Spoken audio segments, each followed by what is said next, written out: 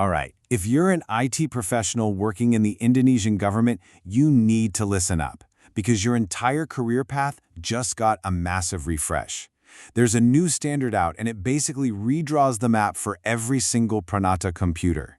So let's treat this as our guide, our new official career map, and decode exactly what it means for you. And this really all boils down to one big question, doesn't it? What does your career journey actually look like now? It doesn't matter if you're just starting out or if you've been doing this for years, this new rulebook is going to shape your responsibilities, how you get promoted, and what your future holds. So understanding this map isn't just nice to have, it's absolutely essential. So here's how we're going to break this all down. First, we'll look at the new map itself. Then, we'll explore the two main career paths you can take, and this is a big deal. We'll see what it's like to climb the ladder in each one, what core skills you'll need to master, and finally, we'll zoom out and see why this whole thing matters so much. Okay, so the official name, if you're curious, is PANRB number SKJ4 of 2024. But you don't need to memorize that. Just think of it as the new rulebook. It lays out the competency standards for every IT role. Basically, this document is now the one and only source of truth for what you need to know and what you have to do to move up. Now, here's where it gets really interesting. One of the biggest changes in this new map is that it presents you with a choice right at the beginning. It's like a fork in the road. The whole system is now split into two different tracks: Keterampilan, which is all about skills, and Keahlian, which is focused on expertise. Both are aimed at the same goal, creating a top-tier digital government. But how they get there is totally different. And understanding this difference is everything. The skills path, or Keterampilan, is all about the hands-on technical work. This is for the builders, the implementers, the people who actually make the systems run. You typically get on this path with a D3 diploma. Then you have the expertise path, or Keahlian. This is for the thinkers, the planners, the strategists. It's about analysis and big-picture management, and it requires a bachelor's degree to start.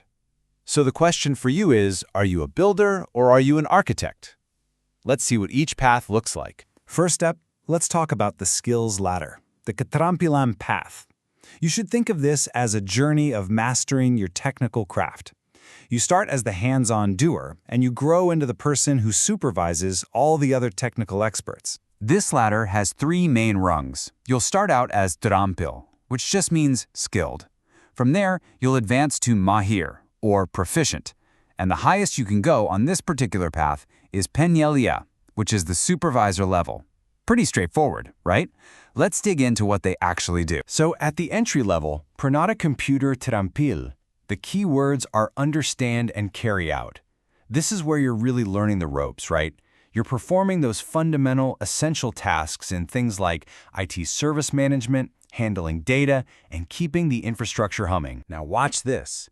When you move up to Mahir, or proficient, the language changes in a really important way. Your job is now to carry out the basic application of those IT activities. See the difference?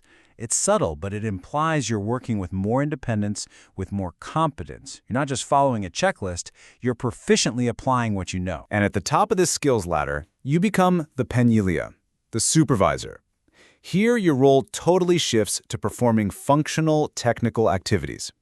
This is a much higher level gig. You're overseeing the technical operations, you're guiding the other teams, and you're basically the senior technical expert for this entire path. Okay, let's switch gears and look at that other path, the expertise ladder, or Keahlian.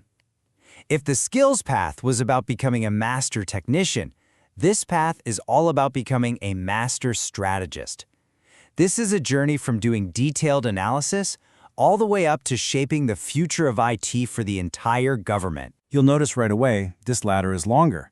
It has 4 levels, which shows you it's a deeper dive into strategy and leadership. You start as Ahli Pertama, or first expert. Then you move to Ahli Muda, junior expert. Then Ahli Madya, or middle expert. And you can reach the very top, the prestigious Ahli Utama, or principal expert. So your journey on this path starts at Ahli Pertama. And just like on the other path, the key phrase is basic application. But look at the scope. It's immediately way broader. You're dealing with complex stuff like IT enterprise and risk management right from day one. And here is where you see a huge leap. At the Ahli Muda level, your job description changes completely. You're not just applying things anymore. Now you are expected to plan and manage these activities. That is a massive shift, moving you from pure execution into the world of management and strategic thinking. Move up again to Ahli Madhya, or middle expert, and your role elevates even more. Now your job is the formulation of policies. Think about that. You're no longer just working within the rules. You are literally writing the rules that will govern the entire IT system. And finally, we reach the very top of the mountain, the Ali Utama, or principal expert. This role is pure strategy. Your job is the formulation and review of IT strategy and policy. You're operating at the 30,000-foot view, setting the long-term vision, making sure the government's entire technology strategy is on point. So we've seen the two paths. We've seen all the levels. But how do you actually climb them? Well, the new rules make it very clear that just putting in the time isn't enough. To advance on either ladder, you have to prove that you're growing in 3 core areas. These 3 things are the bedrock of your career growth. First, obviously, is your technical competency. You gotta know your stuff.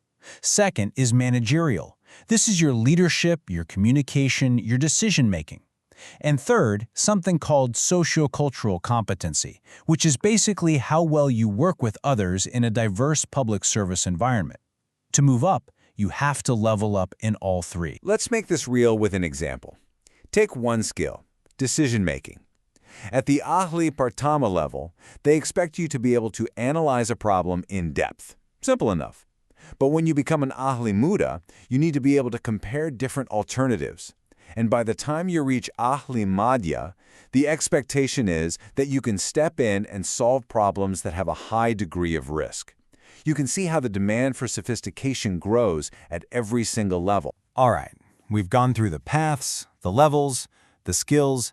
Now let's just zoom out for a second. Why go to all this trouble? Why create such a detailed map in the first place? What's the big idea here? This whole new standard is really about creating clarity and quality across the entire country. For you, it provides a clear, predictable career path. No more guessing. But for the government, it standardizes skills. So an Ali Muda in one department has the same core abilities as one in a totally different agency. And that framework becomes the gold standard for hiring, for training, for promotions, for everything.